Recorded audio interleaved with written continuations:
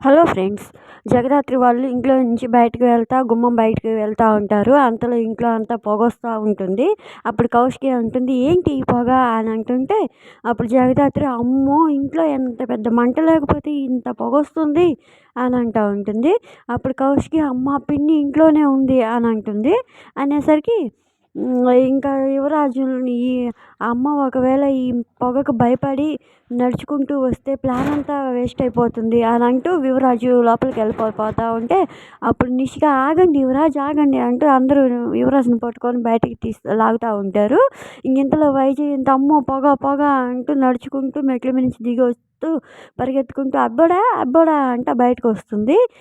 వచ్చి, మీరందరూ నన్ను ఇంట్లో అంతలా పొగలో నన్ను పెట్టి మీరందరూ హ్యాపీగా బయట ఉంటారా అని అనుకుంటూ వచ్చేసరికి ఇంకా అందరూ అలా ఆశ్చర్యంగా చూస్తూ ఉంటారు. ఏంటి అందరూ అట్లా చూస్తూ ఉంటారు అని అంటుంది.